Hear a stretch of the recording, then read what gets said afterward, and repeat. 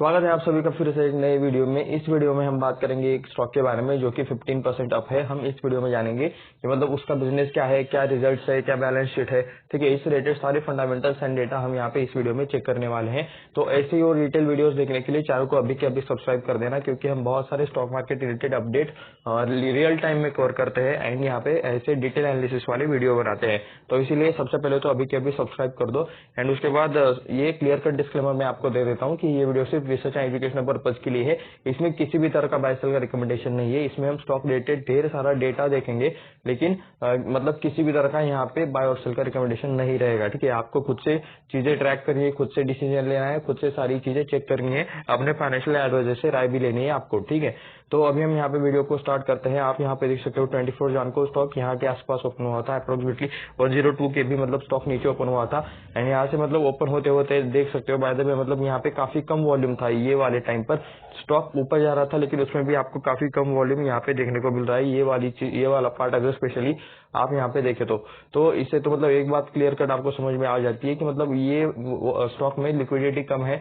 Volume कम है। शायद ये स्मॉल कैप वाला स्टॉक ही मतलब आपको देखने को मिल जाएगा एंड उसके बाद स्टॉक ने एक ऐसी तेजी दिखाई, ये भी आप यहाँ पे देख सकते हो।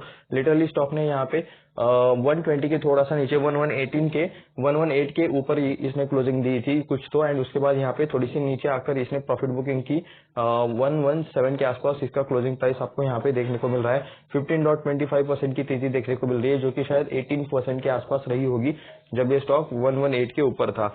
तो ये तो था 5 मिनट के टाइम फ्रेम पर। अभी हम यहाँ पे इस स्टॉक को देखेंगे थोड़ा सा 1 डे के टाइम फ्रेम पर, ताकि हम इसका लॉन्ग टर्म वाला मतलब चीजें या फिर परफॉर्मेंस देख पाए। तो आप यहाँ पे देख सकते हो मैंने इसे 1 डे टाइम फ्रेम पर चेंज कर लिया है एंड इसे मैं थोड़ा सा यहाँ पे ऐसे एडजस्ट कर लेता हूँ। तो आप यहाँ पे ये देखोगे कि यहाँ पे ऐसे ही और टाइप वाले कैंडल्स बनते रहते हैं। सबसे पहले तो ये वाला बड़ा वाला कैंडल, ठीक है, ये भी अप्रोक्सीमेटली हो सकता है कि मतलब 10% से तो ज्यादा का ही तेजी का ये आपको देखने को मिल रहा है। ये वाला तो देख सकते हो ये है तो आज का ही है 15% का।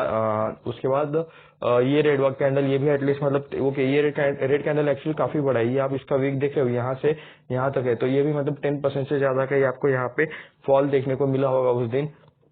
तो ये देखकर हमें तो मतलब ये क्लियर आ जाता है कि ये पक्का मतलब मिड कैप या फिर स्मॉल कैप टाइप का स्टॉक है, क्योंकि एक तो यहाँ पे वॉल्यूम्स कम है प्लस लिक्विडिटी कम है एंड मतलब छोटे मार्केट कैप वाली कंपनीज है। तो अगर कोई बड़ा प्लेयर इसमें बाइंग या फिर सेलिंग कर देता है तो यहाँ पे डायरेक्टली सर्किट्स लगने के चांसेस ज्यादा रहते हैं। तो ऐसे स्टॉक में ये रिस्क भी आपको यहाँ पे रहती है।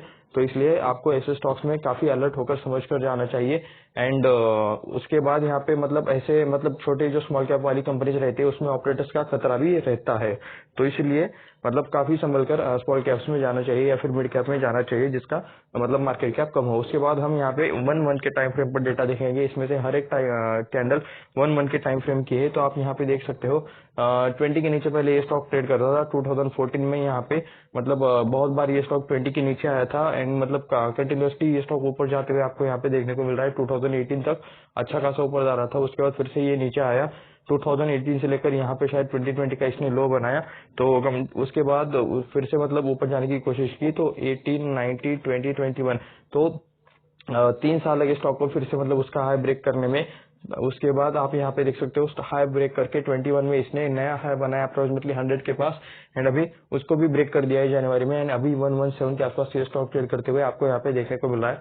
वैसे लॉन्ग टर्म के हिसाब से ठीक ठाक पैटर्न ये मतलब चार्ट पैटर्न देखने को मिल रहा है, लेकिन इसमें अभी और थोड़ा सा डेटा चाहिए। हमें इसके मतलब फंडामेंटल्स भी चेक कर रहे हैं। तो चलिए चलते हैं एंड इस कंपनी के फंडामेंटल्स चेक करते हैं। तो अभी हम आ चुके हैं स्क्रीनर पर। स्क्रीनर पर हम सबसे पहले तो इनके बिजनेस के बारे में देखेंगे क्या चीज है। Incorporated in 1992 Onmore capital management service limited provides loans and advances to corporations and sub broker advisory services. तो ये मतलब सब ब्रोकर की सर्विसेज एडवाइजरी सर्विस देते हैं प्लस लोन रिलेटेड काम करते हैं, तो पैसों से रिलेटेड काम करते हैं। ऐसा चाहे तो आप यहाँ पे मतलब कंसिडर कर सकते हो। हम इसके बारे में और ज्यादा डिटेल्स भी देखेंगे इनके वेबसाइट पर जाकर के एग्जैक्टली क्या क्या चीजें ये लोग करते हैं। ठीक है, उसके बाद आप यहाँ पे देख सकते हो यहाँ पे इनके मतलब नंबर्स दिए गए हैं। तो मार्केट कैप के हिसाब से आप यहाँ पे देख सकते हो काफी छोटी कंपनी है, सिर्फ 270 करोड़ का आपको यहाँ पे मार्केट कैप देखने को मिल रहा है। काफी छोटी ये आपको देखने में मतलब मिल रही है। इतने छोटा मार्केट कैप है कि मतलब अगर कुछ बड़ा हो जाता है मार्केट में तो मतलब ऐसी कंपनीज को सस्टेन करना थोड़ा सा मुश्किल हो जाता है। कुछ अगर बहुत बुरा कुछ बड़ा हो जाता है तो बड़ी वो कंपनीज तो उसमें मतलब कर लेते हैं, जैसे कि कोविड वाला टाइम, ठीक है, कोविड वाले टाइम में 3-4 महीने के लिए बिजनेस बंद था, काफी टाइम के लिए मतलब रिस्ट्रिक्शंस थे बिजनेस में। ऐसे टाइम में बड़े प्लेयर्स मतलब ठीक है सस्टेन कर जाता है, लेकिन छोटे प्लेयर्स के लिए ये काफी ज्यादा डिफिकल्ट रहता है। अभी इसका करंट प्राइस 116 के आसपास चल रहा है, तो ऑल टाइम हाई के आसपास कंपनी है। ये हमने चार्ट्स पर भी देखा था, हाई 120 के आसपास का इसका देखने को मिल रहा है, जो कि हमने चार्ट्स पर देखा था। अप्रोक्सीमेटली 18% की तेजी रही होगी, कल ही इसने नया हाई बना है। 58 के आसपास इसका लो आपको स्टॉक का लो देखने को मिल रहा है। फेस वैल्यू देखोगे तो 10 का फेस वैल्यू है। अगर चाहे तो मतलब ये स्प्लिट या फिर बोनस एक्शन दे सकते हैं, लेकिन कंपनी के प्रमोटर्स के हिसाब से रहता है ये, ठीक है। रिटेल इन्वेस्टर्स के मतलब मन पर नहीं रहता, इसमें मतलब अथॉरिटी की जरूरत रहती है। कंपनी के डिसीजन के ऊपर ये चीज रहता है कि बोनस देना है या नहीं, स्प्लिट देना है या नहीं। आरओई आपको 47.7% का देखने को मिल रहा है, आरओसी 45.4% का देखने को मिल रहा है। तो इस हिसाब से तो by the way ROE ROC अच्छे देखने को मिल रहे हैं। हम एक बार मतलब चेक भी करेंगे कि कितना प्रॉफिट एंड क्या बाकी सारी चीजें हैं। बुक वैल्यू 124 के आसपास देखने को मिल रहा है, तो अपने बुक वैल्यू के नीचे आपको ये स्टॉक ट्रेड करते हुए देखने को मिल रहा है। तो ये भी आप यहाँ पे एक पॉइंट समझ सकते हो। स्टॉक का पी 22 का चला है, इस 22 को हम यहाँ पे दो जगह पर कंपेयर करेंगे। सबसे पहले तो उस कंपनीज के साथ जो कि मतलब सेम फील्ड में काम करती है, तो उस कंपनीज के पीई के साथ हम यहाँ पे कंपेयर करेंगे।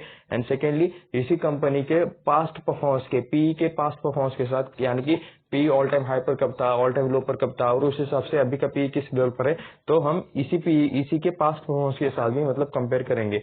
तो ठीक है, चलिए अभी हम यहाँ पे थोड़ा सा नीचे चलते हैं। एंड यहाँ पे पी रेशो आ चुका है, प्राइसेस हम ऑलरेडी देख चुके हैं, तो हम यहाँ पे डायरेक्टली पी रेशियो चेक करेंगे। 5 साल के परफॉर्मेंस में आप यहाँ पे देख सकते हो फेब 2019 से लेकर यहाँ पे अगस्त 23 तक आपको परफॉर्मेंस देखने को मिल रहा है। ये पहले मतलब 6 के आसपास पी ट्रेड करता था, वो हाई ब्रेक कर उसने 7 के आसपास शायद ट्रेड किया। एंड उसके बाद ये पी मतलब अच्छा खासा नीचे आ गया। ये आप यहाँ पे देख सकते हो, अर्निंग पर शेयर शायद बढ़ गई होगी। पहले जो अर्निंग पर शेयर यहाँ पे 14.39 रुपीज रहती थी, वो अर्निंग पर शेयर यहाँ पे बढ़कर ओके ये कितना था 14.39। एंड ओके ये वाला कितना है तो 52.6, सो 16 सितंबर 2022 को। तो यहाँ पे देख सकते हो अर्निंग ईपीएस इनका बढ़ गया बाद में। एंड उसके बाद अभी फिर से मतलब ईपीएस यहाँ पे आपको कम होते हुए देखने को मिल रहा है ये वाले पॉइंट पर, ठीक है। अभी का ईपी मतलब हमने जो डेटा देखा वहाँ पे 22 के आसपास पी था। ओके अभी हम यहाँ पे 1 मंथ के टाइम फ्रेम पर देखते हैं कि पी आपको ओके 22 के आसपास ही देखने को मिल रहा है। अभी हम यहाँ पे एक और चीज मैक्स डेटा चेक करेंगे। तो मैक्स में आप यहाँ पे देख सकते हो प्राइस भी ऑल टाइम हाई पर है एंड पी भी इसका ऑल टाइम हाई पर है। एंड बीच बीच में कंपनी ने लॉसेस भी किए थे। लॉसेस कौन से टाइम में किए थे, जनवरी 2015 के बाद किए थे, उसके बाद जनवरी 2012 के बाद किए थे, और उसके बाद यहाँ पे ये वाले पोर्शन या फिर मतलब 13-14 के बीच में भी कंपनी एक बार लॉस में आई थी। ये चीज आप यहाँ पे देख सकते हो। लेकिन लास्ट में कह सकते हो कि 2018 के बाद तो मतलब कंटिन्यूसली एटलीस्ट ये प्रॉफिट दिखा रहे हैं। कॉन्स में चलिए कुछ पॉइंट्स यहाँ पे पढ़ लेते हैं। सबसे पहले क्या देख सकते हो, company reporting repeated profit not paying dividend. तो कंपनी मतलब प्रॉफिट डिविडेंड नहीं दे रही है, ये यहाँ पे एक पॉइंट यहाँ पे मेंशन किया गया है। और company earning includes other income of 12.9 crore, यानी कि कंपनी का मेन बिजनेस छोड़कर किसी और सोर्सेस से उन्हें 12.9 करोड़ का यहाँ पे इनकम आया है। ये भी पॉइंट आपको यहाँ पे देखने को मिल रहा है। उसके बाद चलिए हम यहाँ पे थोड़ा सा प्रोज में और कुछ चीजें चेक कर लेते हैं। तो प्रोज में आप यहाँ पे देख सकते हो कंपनी के ऊपर कोई किसी भी तरह का कुछ भी कर्जा नहीं है। कंपनी ऑलमोस्ट डेट फ्री ही आपको यहाँ पे देखने को मिल रही है। Stock is trading at 0.94 times of its book value, यानी कि ये अपने बुक वैल्यू के 0.94 टाइम्स ट्रेड कर रहा है। ये भी आपको यहाँ पे पॉइंट देखने को मिल रहा है। Company has deliver good profit growth of 36.2% CAGR last 5 सालों में। लास्ट 5 सालों में कंपनी ने अच्छी ग्रोथ दिखाई है, प्रॉफिट ग्रोथ दिखाई है, ये यहाँ पे देखने को मिल रहा है। Company has good return on equity ROE in last 3 years. तो रिटर्न ऑन इक्विटी 28.6% आपको यहाँ पे देखने को मिल रहे हैं। डेबिटर्स डेज इंप्रूव हुए हैं यहाँ पे, जो कि मतलब जिस पैसे को मार्केट से आने के लिए 125 डेज लगते थे, वही पैसा अभी 60 डेज में आ रहा है। ये आप यहाँ पे देख सकते हो। तो बिजनेस में जो मतलब ट्रांजेक्शन रहता है, पैसों का ट्रांजेक्शन रहता है, वो फास्ट हो चुका है। ये बिजनेस के लिए अच्छा रहता है। तो ये आप यहाँ पे ये पॉइंट भी मतलब नोटिस कर सकते हो। उसके बाद फाइनेंस एंड इन्वेस्टमेंट में इसका कंपैरिजन यहाँ पे आपको देखने को मिल रहा है। फाइनेंस एंड इन्वेस्टमेंट में यहाँ पे बजाज फाइनेंस पाए ये तो काफी बड़ी कंपनीज हो गई। इसके हिसाब से जो फाइनेंशियल्स का तो अभी बिजनेस स्टार्ट नहीं हुआ, उनका मतलब बिजनेस मॉडल एंड उससे रिलेटेड चीजें अभी मतलब तैयार होना बाकी है। तो ये चीज आप यहाँ पे देख सकते हो। तो उस रेटेड, इसलिए उसका पी हाई देखने को मिल रहा है, इसलिए हम यहाँ पे अभी के लिए तो इसे इग्नोर कर देंगे। इसके साथ जियो फाइनेंशियल के साथ कंपैरिजन नहीं करेंगे क्योंकि उनका बिजनेस स्टार्ट होने में टाइम है। चोलामंडलम इन्वेस्टमेंट का देख सकते हो 34 के आसपास पी चल रहा है, इसका 22 है। एचडीएफसी एमसी का 41 है। श्रीराम फाइनेंस का 1350 देखने को मिल रहा है। बजाज होल्डिंग का 16 है। यहाँ पे बजाज ग्रुप के दो कंपनीज का यहाँ पे 33 34 है। तो उस हिसाब से पी इसका कह सकते हो कि ना बहुत ज्यादा है ना बहुत कम। तो बाकी कंपनीज के कंपैरिजन में तो कह सकते हो कि मतलब पी ना बहुत ज्यादा है ना बहुत कम, इस लेवल के आसपास देखने को मिल रहा है। मार्केट कैप के हिसाब से बाय द वे काफी काफी छोटी कंपनी है ये 8 नंबर पर भी नहीं आती, ये काफी नीचे आती है। ठीक है, 7 के बाद यहाँ पे जिस कंपनी का मार्केट कैप 7,300 से कम है, ओके 73,000 से कम है। ठीक है, यानी कि लिटरली मतलब काफी काफी नीचे आती है इस लिस्ट में ये कंपनी, बहुत ही छोटी कंपनी है उस हिसाब से। तो जितनी ज्यादा मतलब छोटी कंपनी रहेगी उतना रिस्क रहता है, उतना ज्यादा मतलब हेवी रिस्क रहता है, ये भी आपको चीज पता रहनी चाहिए क्योंकि ऑपरेटर्स वहां पे कुछ भी गेन कर सकते हैं। सितंबर 2020 में यहाँ पे सितंबर क्वार्टर में इन्होंने 15.80 रुपीज कमाए थे, 80 करोड़ कमाए थे। ठीक है, उसके बाद 14 करोड़, 24 करोड़, 16 करोड़, 22 करोड़, 21 करोड़, 22 करोड़, 146 करोड़। जून 2022 में यहाँ पे इन्होंने 146 करोड़ कमाए थे। जून 22 में अच्छा खासा इन्हें स्पाइक मिला था बाय द वे। उसके बाद फिर से 19 करोड़, 19, 27, 18, 24, एक ही रेंज में नंबर्स घूम रहे हैं। ऐसा चाहे तो आप यहाँ पे बोल रहे हो, यहाँ पे ग्रोथ का नाम नहीं है, एक ही रेंज में यहाँ पे नंबर्स घूमते हुए आपको यहाँ पे देखने को मिल जाएंगे। कभी 16 करोड़ हो जाता है, कभी 22 करोड़, 21 करोड़ हो जाता है, कभी 27 करोड़, फिर से कभी 18 करोड़, कभी 24 करोड़। तो मतलब काफी स्लो ग्रोथ चल रही है। ज्यादातर एक ही रेंज में यहाँ पे आपको नंबर्स इनके सेल्स घूमते हुए देखने को मिल जाएंगे। सितंबर 23 के क्वार्टर के बारे में बात करते हैं। यहाँ पे 24.66 करोड़ का इनकम हुआ था। तो इसे कमाने के लिए कंपनी ने खर्चा किया था 20.91 करोड़ का, 20 करोड़ के आसपास, 20 करोड़ 91 लाख के आसपास कंपनी ने खर्चा किया था। इनकम से एक्सपेंस माइनस करने के बाद ऑपरेटिंग प्रॉफिट आता है 3.75 करोड़, जो कि 15% है रेवेन्यू का। ठीक है, रेवेन्यू यानी कि ये 24/66, तो इसे क्या कहते हैं, ऑपरेटिंग प्रॉफिट मार्जिन कहते हैं इसे, यानी कि रेवेन्यू की कितना परसेंटेज प्रॉफिट है। ठीक है, उसके बाद अदर इनकम, मैंने जो मतलब पहले भी कहा था कि जो कंपनी का मेन बिजनेस रहता है वो छोड़कर अगर किसी और सोर्स से पैसा आता है तो उसे अदर इनकम में यहाँ पे गिना जाता है। उसके बाद इंटरेस्ट एंड डिप्रिसिएशन रिलेटेड चीजें हैं, जो कि मतलब कंपनी के ऊपर किसी तरह का लायबिलिटी रहता है, किसी भी तरह का लोन रहता है, तो उस रिलेटेड पैसे देने पड़ते हैं, हफ्ता देना पड़ता है, तो वो यहाँ से माइनस हो जाता है। तो यहाँ पे क्या है, ये अदर इनकम इसमें प्लस हो जाएगा, ऑपरेटिंग प्रॉफिट में अदर इनकम प्लस हो जाएगा और यहाँ पे इंटरेस्ट एंड डिप्रिसिएशन आपको माइनस होते हुए देखने को मिल जाएगा। उसके बाद यहाँ पे हमें क्या देखना है, ओके ये सारी चीजें घटाकर और घटाकर आप यहाँ पे देख सकते हो 4 करोड़ 77 लाख का ऑपरेटिंग प्रॉफिट आया है। ऑपरेटिंग प्रॉफिट बिफोर टैक्स आया है। ठीक है, इसमें मतलब प्रॉफिट किया है तो टैक्स देना पड़ेगा, तो 7.76% का टैक्स देने के बाद यहाँ पे देख सकते हो 4 करोड़ 40 लाख का आपको यहाँ पे मतलब नेट प्रॉफिट देखने को मिल रहा है। तो ये सारी चीजें मैंने आपको समझा दी है, आप चाहे तो यहाँ पे कंपेयर कर सकते हो पूरा का पूरा स्क्रीनशॉट लेकर। तो चलिए अभी यहाँ पे नेट प्रॉफिट देख लेते हैं। 6 करोड़, 5 करोड़, 9 करोड़, 11, 13 करोड़, उसके बाद 106 करोड़। बाय द वे इस क्वार्टर में हुआ क्या था, अगर आपको किसी को पता है तो नीचे कमेंट करके जरूर लिख देना, हम यहाँ पे किसी दिन उसके बारे में भी मतलब इस रिलेटेड भी एक वीडियो बनाएंगे सेपरेटली। 6 करोड़, 5 करोड़, 4 करोड़, 3 करोड़, एक ही रेंज में नंबर्स घूम रहे हैं। यहाँ पे ग्रोथ बिल्कुल भी नहीं है, मतलब जिस हिसाब से ग्रोथ करनी चाहिए उस हिसाब से तो मतलब बिल्कुल भी यहाँ पे ग्रोथ देखने को नहीं मिल रही है। उसके बाद आप यहाँ पे देख सकते हो 2012 से लेकर आपको यहाँ पे 2023 तक के यहाँ पे हर साल का यहाँ पे परफॉर्मेंस देखने को मिल रहा है। सेल यहाँ पे 2 करोड़ का है, 1 करोड़ का है, 5 करोड़ का है, 52 करोड़ का है, 100 करोड़ का है।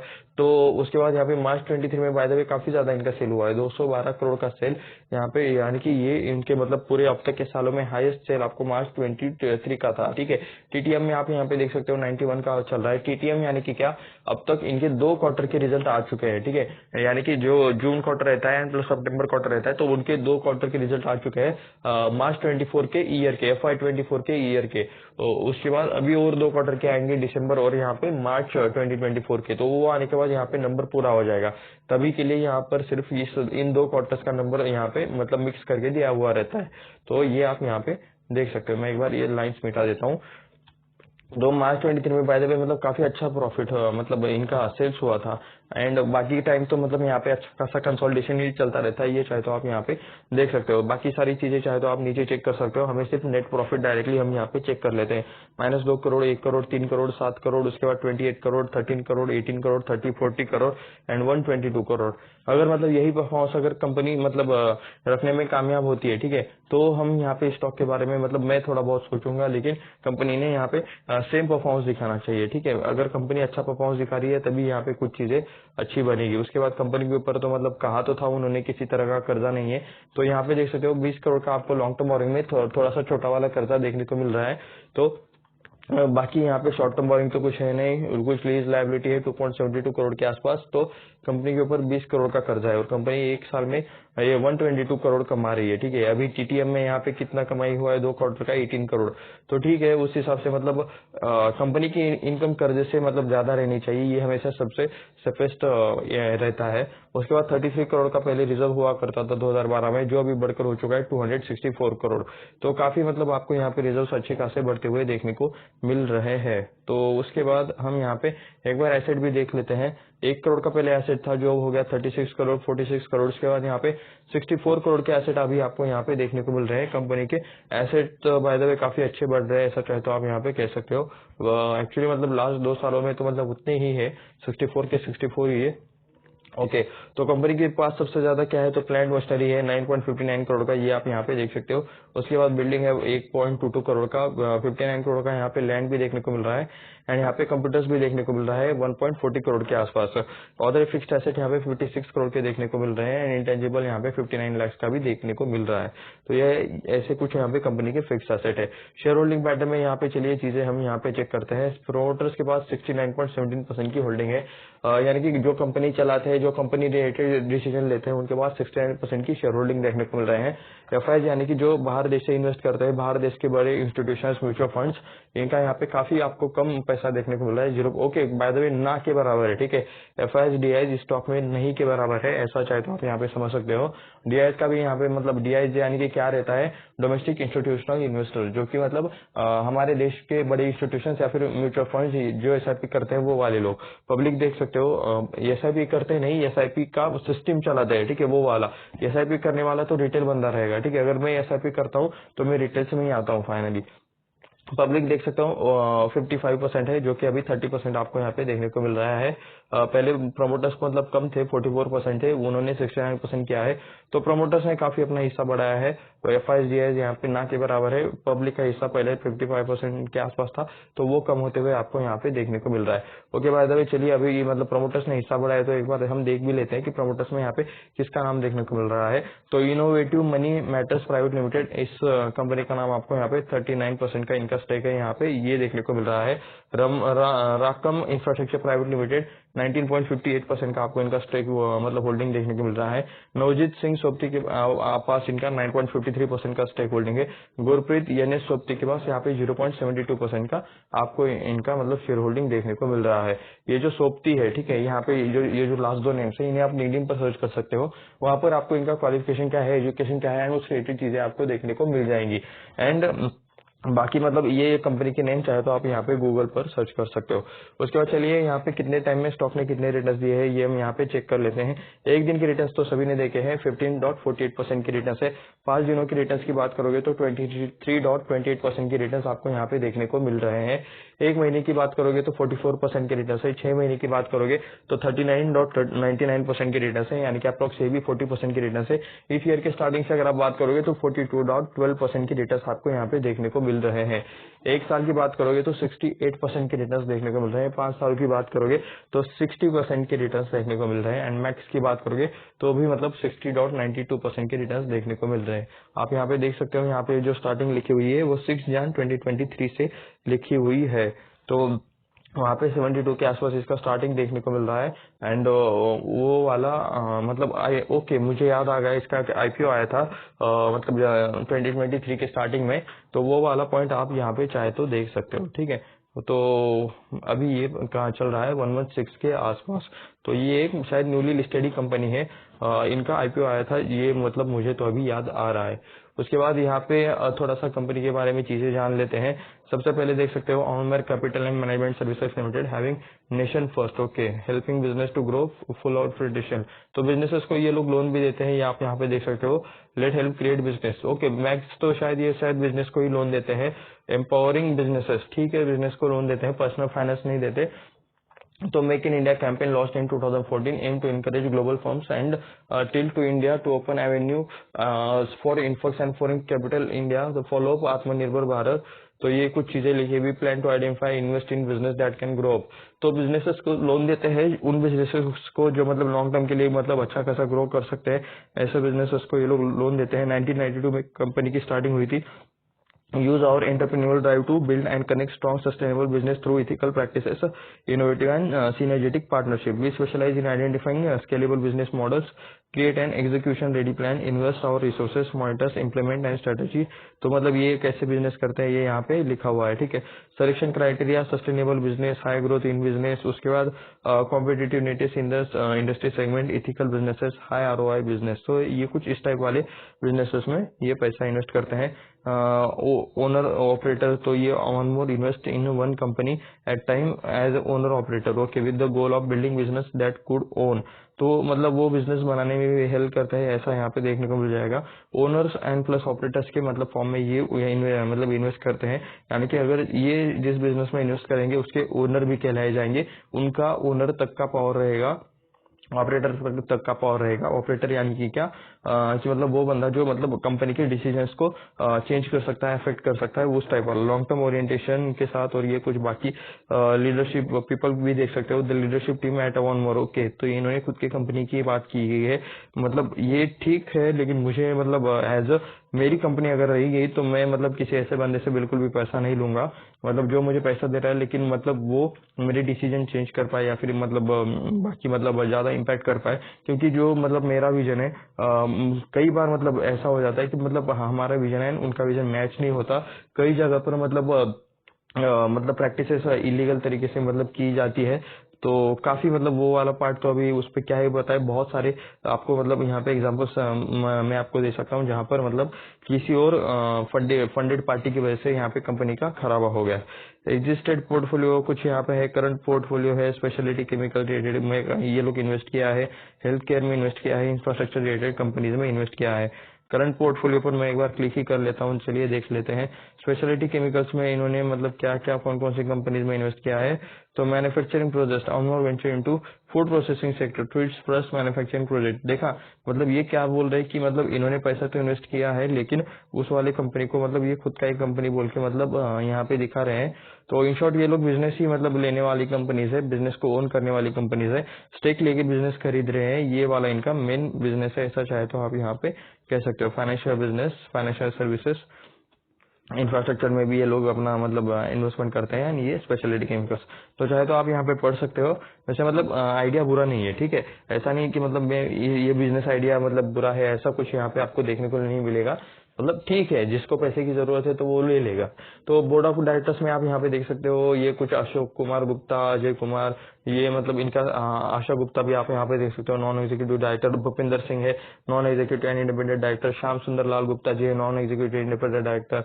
तो ये कुछ आपको यहाँ पे लोग देखने को मिल जाएंगे। कॉर्पोरेट गवर्नेंस में कौन कौन है, तो गोविंद प्रसाद अग्रवाल, अजय कुमार, उसके ये बात, ये मतलब सारी चीजें आप यहाँ पे देख सकते हो। उसके बाद और कुछ नीचे चेक करना है तो चाहे तो आप, ओके, बाद इनका ऑफिस कहाँ पर है, न्यू दिल्ली में इनका ऑफिस है, ठीक है।